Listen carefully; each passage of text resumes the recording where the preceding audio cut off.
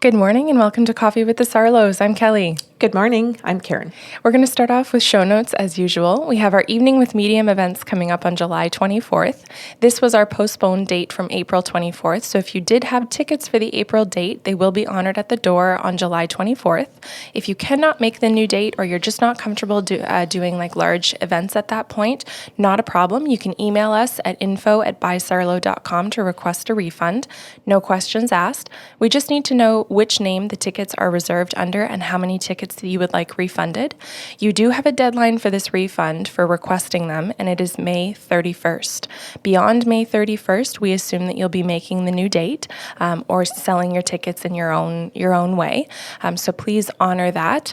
The only case that this would change is if we are told by the government that we cannot hold the new date, and that's fine. We'll keep you in the loop as we know things. As far as we know, though, tickets are on sale for August and December events as well. Same rules will apply if we need to postpone those. We'll keep you in the loop, and you can trust that you'll have a full refund if need be. Okay. Kelly and I have a second podcast series called Sips of Sanity. Those are very brief 10 to 15 minute shows, and they are based on emotional and spiritual intelligence and growth. And we give you a toolkit.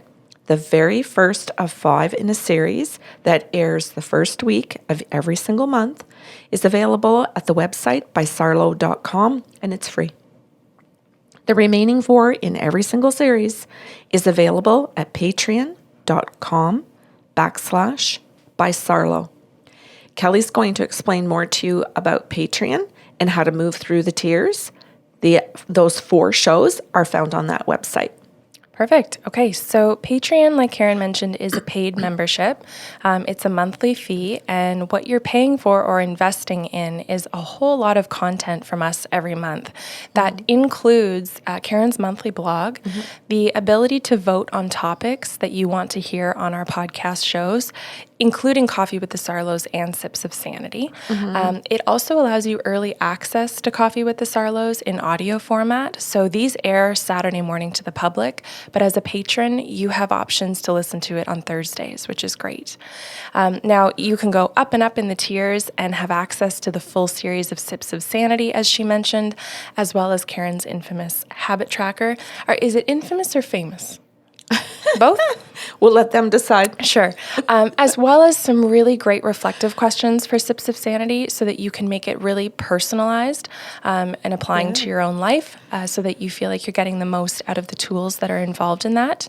We also teach journeying exercises. Yes. We have journeying discussions so that you can deepen your own experience. We also do mini interviews with each other. We answer your questions so you can get to know us a little bit better. Karen, I already mentioned your blog, eh? Okay, perfect. You get beautiful music to accompany those journeys that we just talked about.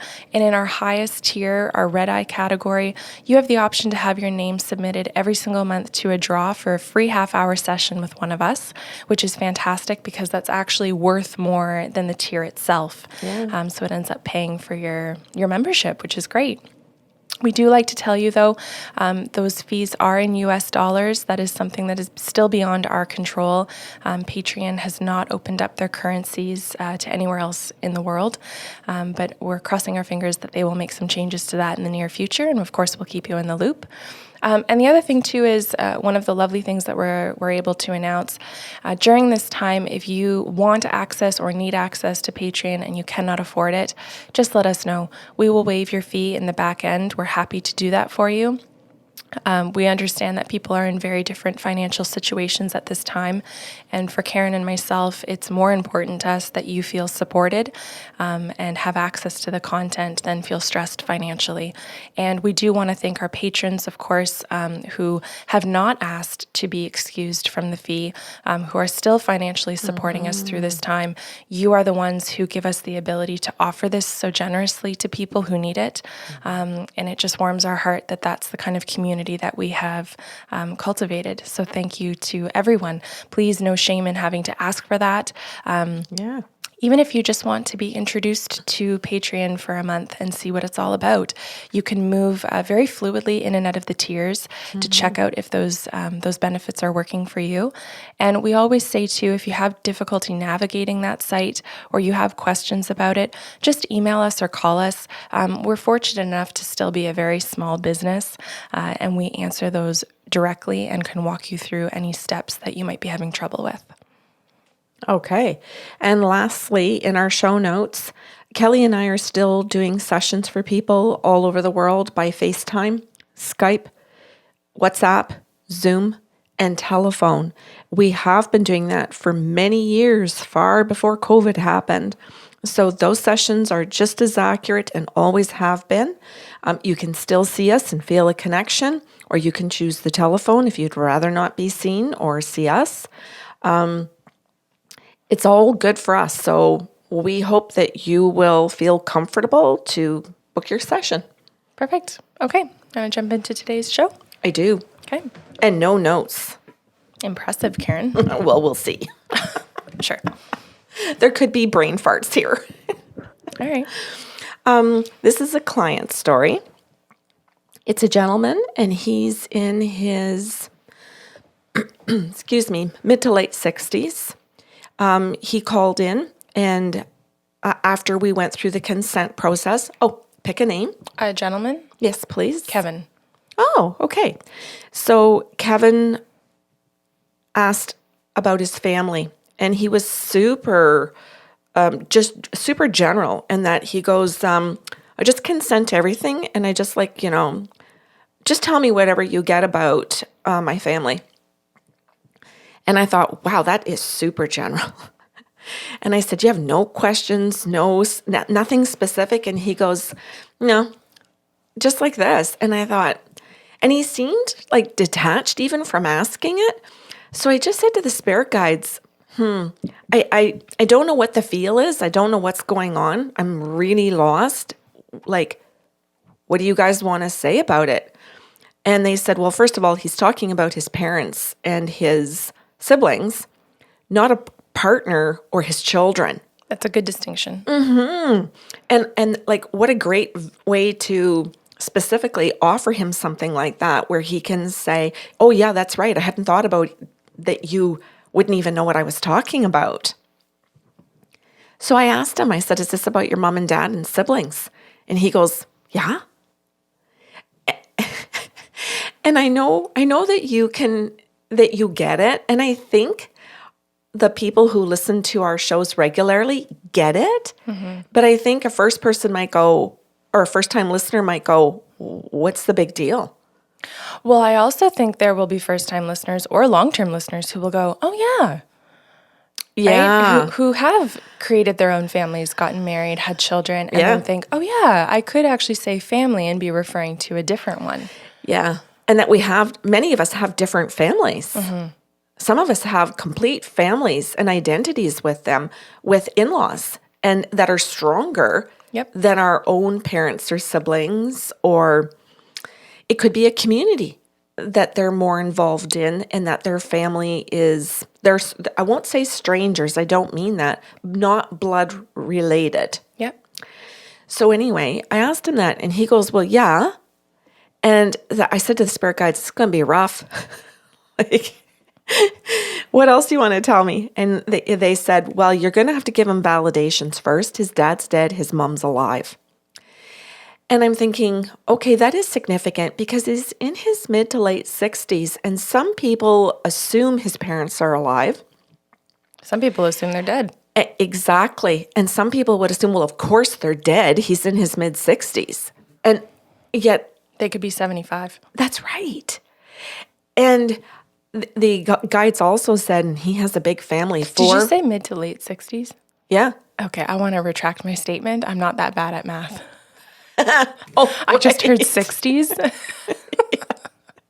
And I did not make my coffee strong enough this morning. Okay. You may need a second one with caffeine. That'll be fun to watch you this afternoon. So they showed me 4 + 4 + 1. And I'm looking at that going, what the hell is this? Why are you showing me math equations? And they're going, well, we're not showing you just math equations. We're talking about the family. And I'm like, do you mean 4 girls, 4 boys plus him? Or do you mean like that his parents, married a second time and they each came with 4 kids plus him? And you have to tell me which, like there's so many different scenarios just to showing me a math equation. But I like it because it's a puzzle. So I said, well, what is it, you guys? And they said, well, what do you think? And I'm like, oh my God, this is what's happening today. I don't have time for this shit. I ain't got time for this. And the guides go, well, we need to have fun with you because you're not going to have any fun with him. Great. And I'm like, okay, I'm going to appreciate this then. So what's the 4 plus 4 plus 1? And they said, well, the 1 is him. That's correct. And I'm like, oh, noted, because that's going to help me then in any other session that they're making that as a reference point that will say, stay the same, consistent. And I said, so what are the other 4 plus 4? 4 girls, 4 boys plus him. And I'm like, oh, I really like that. That's awesome. So I asked him that and he goes, yeah, but doesn't say anything else. It's just like, I don't know what you're doing. He's just just listening. And it's like, okay, whatever. I don't know what this lady's about.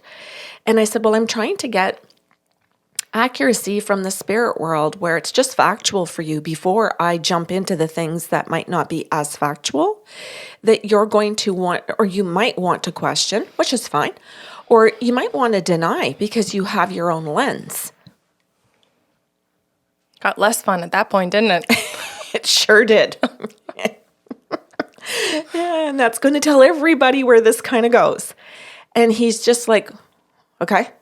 And you can, like his tone of voice, for me, the energy of the synesthesia, even though, it's long distance, is so strong. Mm-hmm. And that's when I really feel just so much anger and I get a massive headache all around the front, like all around my eyes. And I don't get headaches. So this is like, ugh.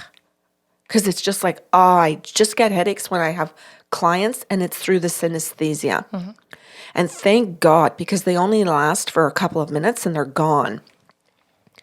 So I said, oh, geez. I said, you get migraines or headaches frontal? And he goes, yeah. He goes, like, what's happening? And I said, well, you have severe anger issues about this question. And he goes, yeah, I do. So I said, well, I'm going to take a minute. I'm going to ask the guides a bunch of stuff and I'll download it and then I'll tell you everything that I get about this because you're not asking any questions. And then I'll check in with you and I will ask you if this is helpful or if this is accurate or if it's of any benefit to you. And he goes, yeah, okay, you try that. This is not how I wanted to start my morning. Too bad. I'd like to mention too for listeners, like Karen doesn't drink caffeine. No. And I'm finding it hard on caffeine. Oh, right. Right. So I said to the guides, can you download and tell me everything? And so very quickly, because he doesn't want to wait more than a few seconds. He's not interested in giving me 60 seconds. He wants it like in 10. And so the guides literally give me this, and I don't know how to say this to people because I call it a downloading. It's just you wait for them to say you're done, and then you open your mouth and out comes everything. Don't really know how the spirit world would say that works other than if people like computers and technology and they can actually imagine taking all information and storing it in one file or many files and then downloading it on your computer for you so you have access to it whenever you need it. I think that was well done. If you think about a file needing to be downloaded and you see 100% complete and now you can click on it to open it, that's essentially... Yes, that's what we're doing. And that's my best analogy for it. I think that most people can come to understand if they work or if they know anything about just being on a computer or a device.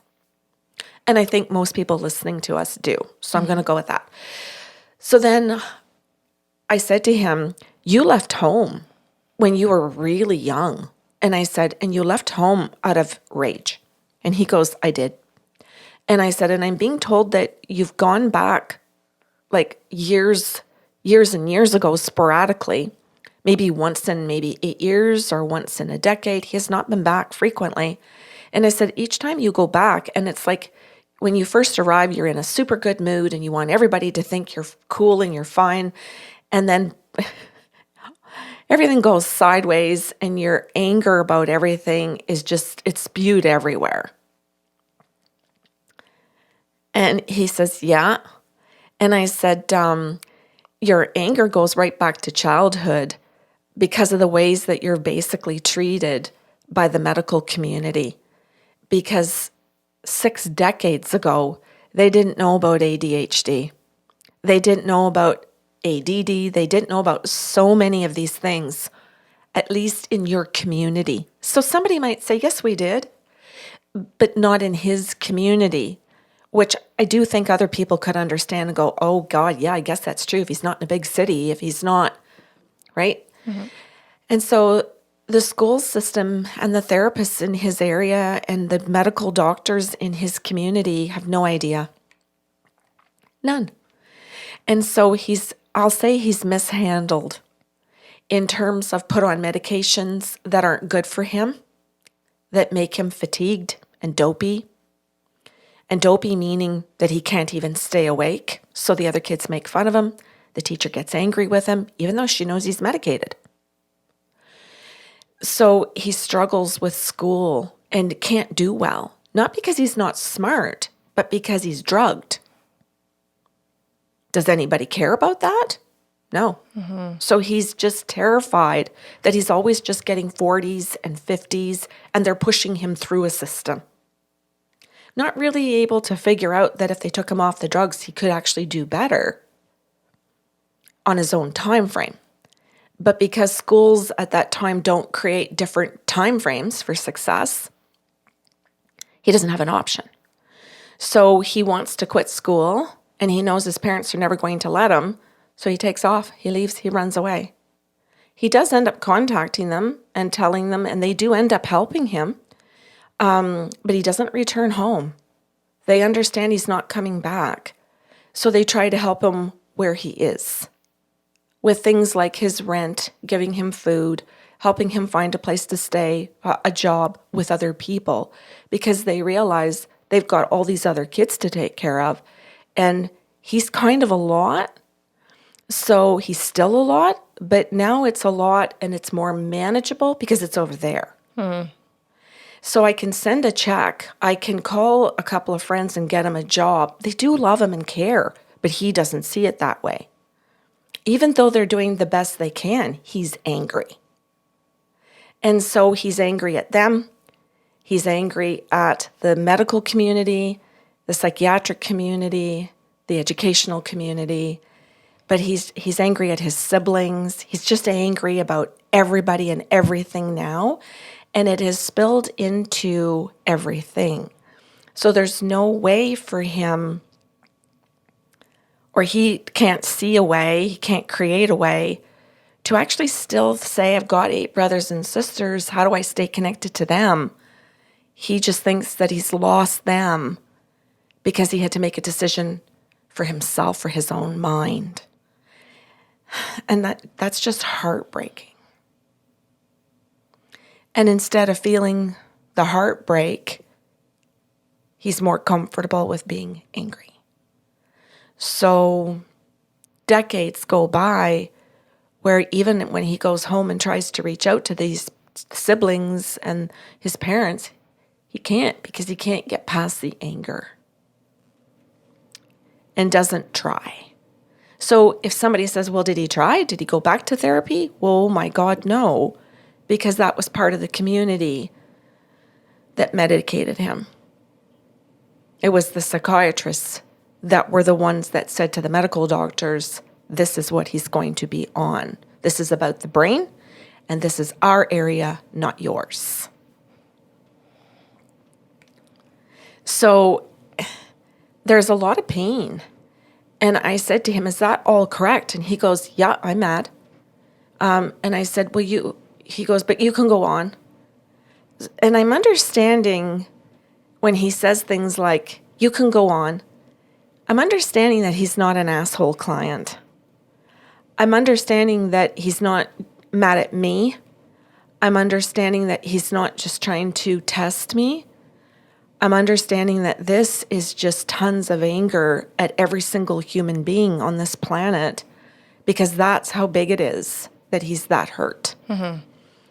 And that my job is to make sure I don't go into my ego and think he's mad at me. My job is to make sure, oh, no. There's tons of anger here.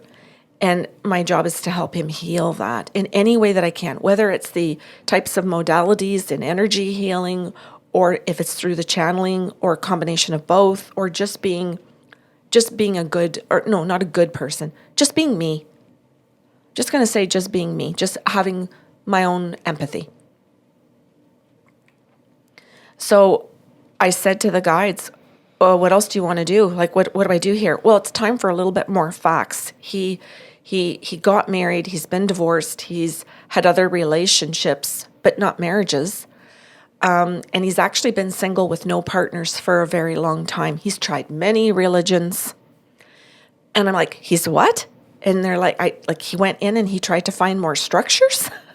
Yes, he's tried to find many religions and hated them all and thought they were all like the educational system he was in, the medical system. Like, he just thinks systems are systems, right? Government, it doesn't matter. He just thinks they're all the same. He's had kids and he's got grandkids.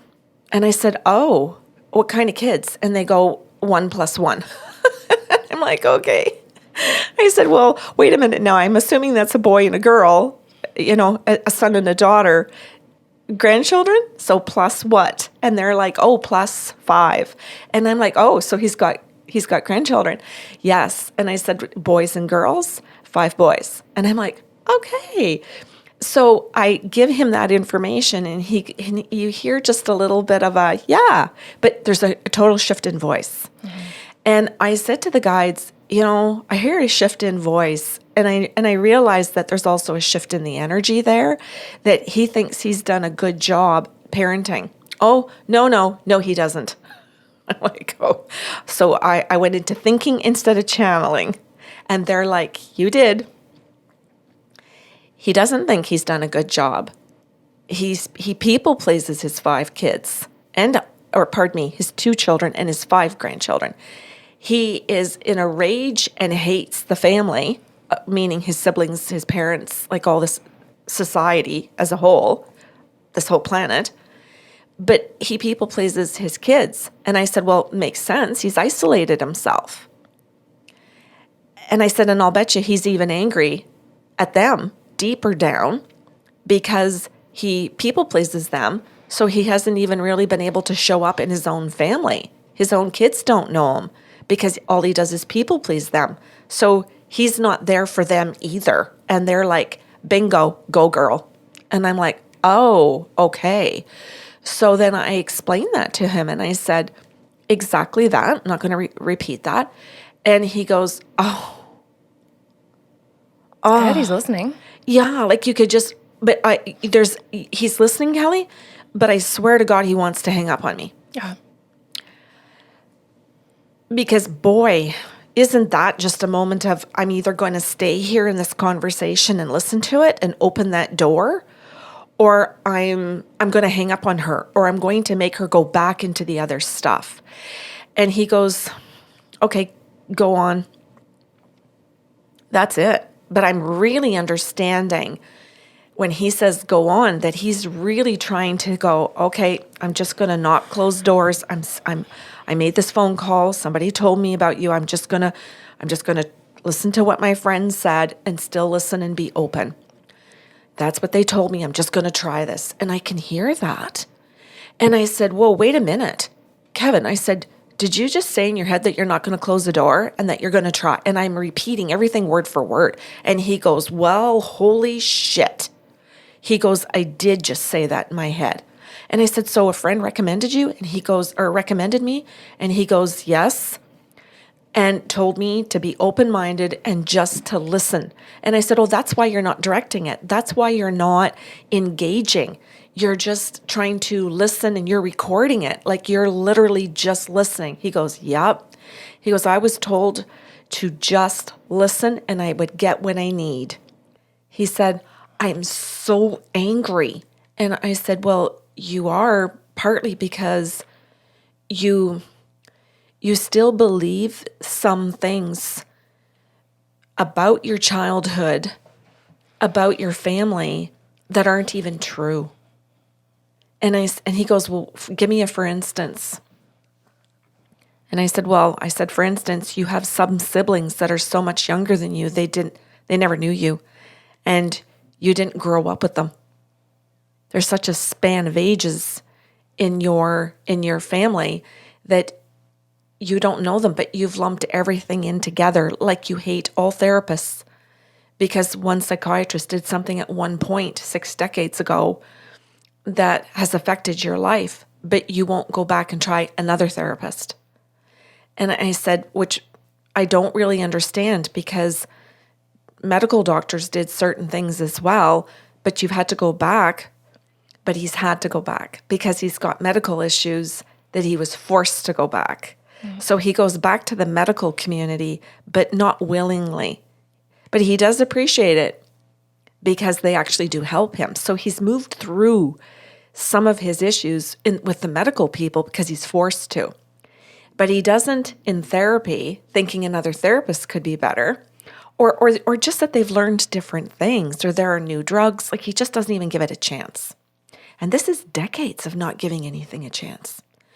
And I said, so you haven't given a chance to therapy. You haven't given a chance to your parents or to understand that they were actually trying to do things that were best for you and best for their other children and what they could cope with. And I said, and you lump all 8 brothers and sisters into one pot that you just hate your family. Not that you even know them or that you would know anything about any of them to hate. And I said, is that correct? And you could see him squirm. And I mean, you could hear him squirm in that moment because it was like, this is the first time somebody's challenging him, but putting it out there in a statement of saying, is that correct? Not like a friend telling him that. Don't be a dick, Kevin. Or you know what I mean? Like where a friend's coming along and going, well, do you even know them? Well, like he doesn't engage in those conversations. He just goes into anger and shuts it down. Instead of going into a process of thinking, yeah, I don't even know all of them. That's correct. I don't know what I hate about this brother or this sister. I don't know who my mother or my father are anymore.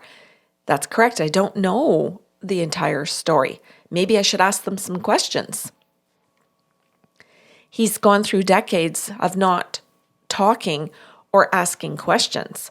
And he goes, but I have talked to some of my siblings. And I said, yes, but not about anything concrete or of real value. So you might go back, see some of their behavior and go, bunch of assholes, and just walk away because all you want to see about them are things that will feed your belief that you can stay in the anger. So you won't say, oh, my sister's going through a rough time with her son. I wonder if I could support her. You might just look at something she says about her son and go, what a bitch. What an ass. Mm-hmm. And just go into, you would rather see the negative stuff and stay focused on it so it feeds your anger about the whole situation. Even though some of your siblings, you haven't been around more than an hour, like at any one time, if you've even visited and gone home again, and then you don't go back for like 8 years. So when you show up and you see them do one thing, you don't even understand it in its fullest context. And he goes, yeah, that's all true. And I said, how do you feel being told this by your spirit guides? He goes, stupid. And I'm like, oh, that wasn't the intention. The intention was not to shame you.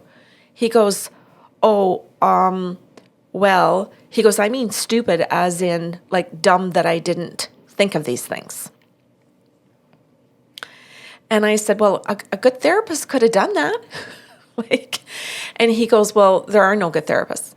And he goes, they're all stupid. I've dated some of them and they're dumb.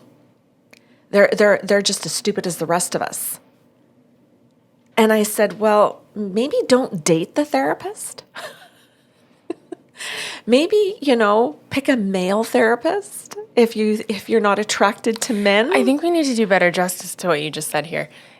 I mean, if you're dating someone and you find out they're a therapist, okay. Yeah, and if you discover I don't want to date therapists in the future or people who are in that profession, that's fine. If you start with a therapist and you end up dating them, you are in fucking trouble. Yes. You are with an unethical therapist. Yeah, thank you for just breaking that into those pieces. And that's where the comment comes, maybe you shouldn't be dating them.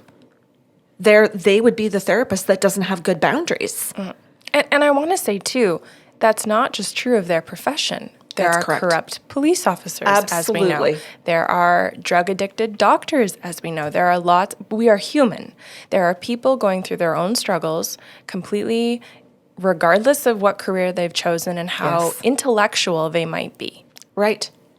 So the conversation comes about in that way. You just did it beautifully and jumped into it, and that's awesome. I thank you for that. But we did have that conversation, and I much in the same way that you did, where he was given, I'll say, an opportunity to have other thoughts, and that was discussed with him, was the fact that he liked to create certain thoughts, and I likened it to throwing a bowling ball into the gutter and always wanting to make sure that you have the same feelings of being in that gutter. So if I'm angry, then I only want to think or believe things that are going to go in the gutter where I can feel angry.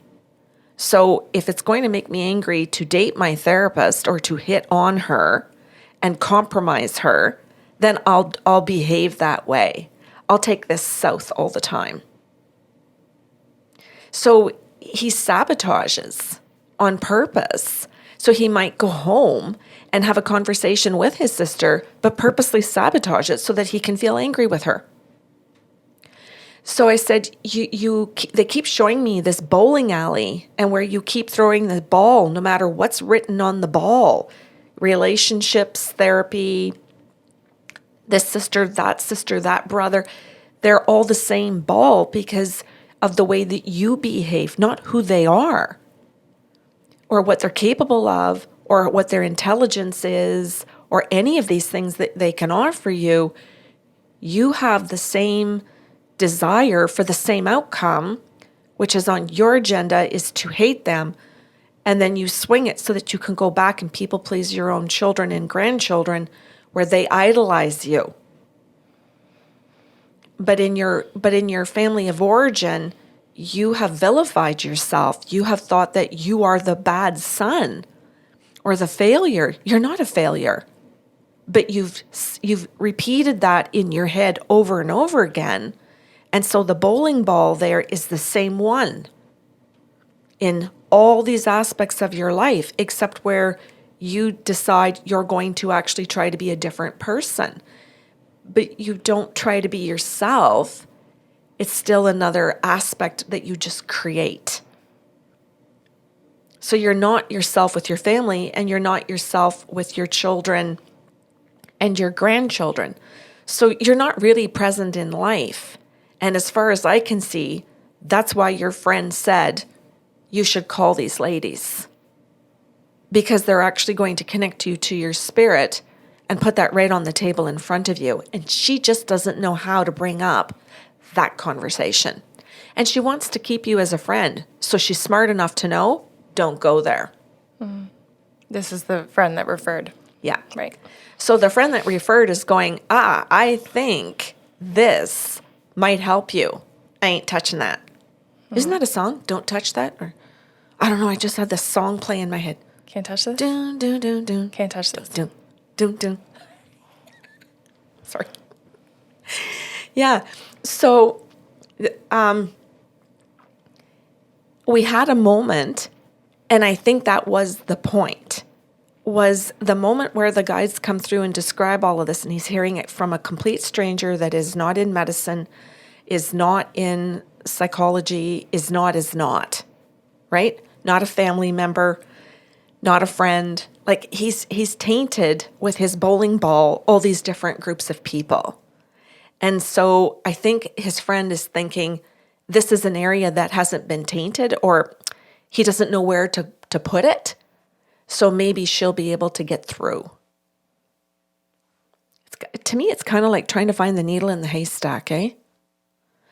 And then there's that opportunity where his spirit guides really do deliver and really do present this to him. And he's able to sit there and decide, yeah, maybe I like the analogy of the bowling ball. Maybe that is what I've done. Or I just don't want to go there. I don't want to think about it. I'm mad at my friend, or I'm just going to dismiss it. And like he's got so many choices here. And that's where the guide said, you know what? We're going to go with that. There's lots more information and examples. Just check in and ask him how he's doing. And this is going to allow us, do we give the examples? Do we give him help? Do we give him tools? What is it that he wants? But right now he's going to be at a choice point, and he's created it for himself by phoning. And so I just said to him, where do you want to go with this? What do you want? And he goes, well, ask the guides. And I thought, okay, so maybe he's still being open to I don't know. And he's being willing to admit he doesn't know, as opposed to in his past where he always knows, but it's always an unhealthy knowing. And now he's just willing to admit or even be open to the idea of maybe all my knowings have just been unhealthy and have created my own pain, my own relationships, my own responsibility in them. And what do I do with that now? So he goes, what do they want to tell me? And so I said to the guides, where are we going? Like, what do you guys want to do? And they said, well, we would like to speak to him about help. And I said, okay, I'll ask. So I said, well, they'd like to move in a direction of healing, in a direction of, do you want tools? So if you want them, we can move right in that direction of giving you the toolkit. And he goes, you know what? I think that's going to take another whole session. He says, so I'm going to say that I'm not taking that today, but that I'm willing to call back and book another hour with you and get a recorder and get myself organized so that I can actually listen to it. Is it okay if when I call you back, I don't even know what to ask again? And I said, yes, but I won't remember your session. And he goes, oh, shit. I said, no, you don't have to worry about that. I'm not a therapist. I don't have to have your history. Mm-hmm. Like, they'll help you in so many other ways that I can't. I'm just going to listen to the spirit guides, and they're going to give you a toolkit. But it might be that a therapist is part of that toolkit. I'm not doing that.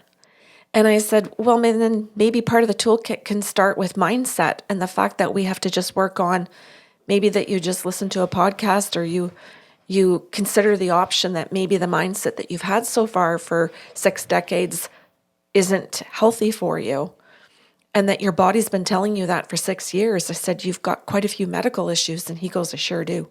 And I said, and I'll bet you a lot of them are related metaphysically to anger issues. He goes, well, I wouldn't even know what that means, but maybe we'll find that out in another session, and we'll go through my body pain because I have a lot. And I said, and it's quite crippling. Like, you'll have periods of time where you can't work for months. And he goes, that's correct. So I look forward to hearing from him, because I think it's going to help him tremendously to hear how his 6 decades of playing with the same bowling ball in the same gutter has created his body pain and has created his need or his desire to people please to such an extreme, because he has so much fear that these are the only people that I think love me, but they'll only love me if I people please them. Mm-hmm. I think those conversations are going to be kind for him. And I say kind because that's what he needs. Opposite to, I'll say, the self-violence in his thinking about his family and all of these different groups of people in the community, and how he's lumped them all together instead of trying to see individuals and what individuals could offer him. And the value of when somebody is in your life to hurt you, that it can be useful to wake you up. It can be useful to have you educate yourself so that you do make different decisions and set boundaries. But doesn't have to be a boundary of, I'm going to walk away from every single one of those options and instances. And if a single one of my children hurt me, I'll walk away from all of them too. And so he's in a corner now because he's sick and tired of people pleasing his kids. And this is what's driving him to the conversation today, because they're the last group that he can participate in. So he thinks. So he thinks. But that's become uncomfortable on a completely different level that he wasn't expecting. Yeah. So he's got himself in a corner. And I think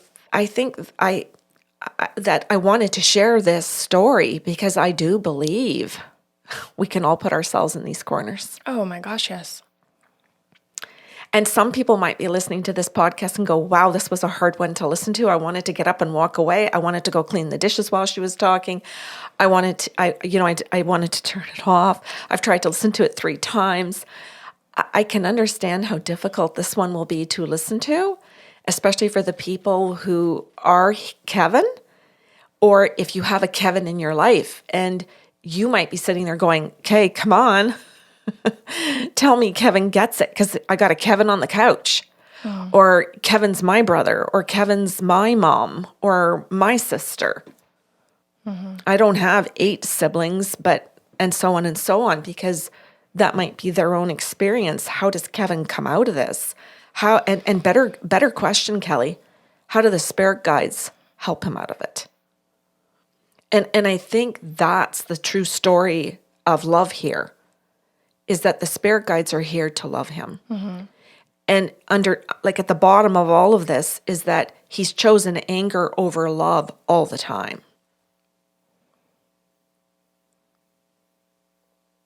And now he's looking for his, in his late 60s, he's waking up. This is an awakening. It's a painful one, but it is one. And I think this is a story worth talking about. And he has booked another appointment. Nice. So listeners are going to get this pretty soon. Cool. I will not remember the name Kevin, so I'm going to have to write that on my desk, just so that we can reference back to this podcast for people, that This will be the part 2, and that what the guides want to bring forward for him. Good. Yeah, I'm excited to talk to him. I'm excited to hear what his soul wants him to know. And I think some people might think, yeah, about them, what they do to him, or yeah, about the school system, or yeah, but also about like what his contract was and all of that, and how it pushed him, or how he gravitated or chose extreme people pleasing as the opposite of the extreme anger, which I think it can do for some people, because you get isolated when you're in constant anger. People get sick of you. Or you burn your bridges and you've burnt them. So when you're around those people, they might be nice to you, but they're not really trying to connect to you much, because you're all crotchety all the time. You're too prickly to come around to try to attach to, even if they care enough and they do want to. Yeah. Good. Thank you. Yeah, you're welcome. I also wanted people to hear the benefit of more than one session, because some people think calling is you get one shot at it, and I don't know why. Maybe if they call other people with these gifts, or with some of these gifts, it's like a one-off kind of call. Well, I get that, though. If you think you're just calling a psychic and they're just telling you about future, because some people don't know psychic is past and present, then they've Yeah. got no reference to understand that the guides would provide you tools. They Right. just think they're going to tell you what's going to happen. Yeah. And it's that it's not about choice, that they're just psychically predicting something. Right. There's very different belief systems about who or what people are actually calling. And I'm sure a lot of people calling a psychic don't anticipate that it's involving spirit guides at all. Right. Yeah. That it just involves a person with the ability to see. Yeah. You're going to have this many kids. You're going to have this, and it's almost more, factual. Yeah. Yeah. And instead of all of the context with everything. Thank you. That's beautifully worded. And I don't think that many people, if you have a culturally skewed idea of what a psychic is, ever think that I'm calling to get a lesson from them. Right. I know. I mean, you Yeah. remember I had a psychic approach me when I was 16 working my first job at Foot Locker, and they literally just said what you said. You're going to have 3 children. You're going to do this. You're going to do that. And it was like, okay, Oh, that was it. yeah. Yeah, to me, it's far more complicated than that because there are so many paths and options. That's my point, though. They don't know that. And they need to be explained. If you do this growth, these are your options. If you don't grow, this is what you're going to get. Okay. And I'll say that psychic never said to me, but you'll have options, but you'll have a crossroads where you'll decide you don't want children, right? Like that. Anyway. Yeah. Perfect. Thank you. Yeah. Thanks for preparing today's show. My pleasure. Yeah. This is going to come to part 2 pretty quickly. Okay. Cool. So if you have questions or comments about today's show, please feel free to email us at info@bysarlo.com. Thank you to all of our listeners and the people watching as well. No matter how you got here, we're glad that you're here and that you're interested in the content. We just want to say thank you to all of our supporters again on Patreon for continuing to support us financially through all of this. And I mean COVID and life, both of those things equally. We hope you have a beautiful weekend, and we will have a brand new show out next Saturday.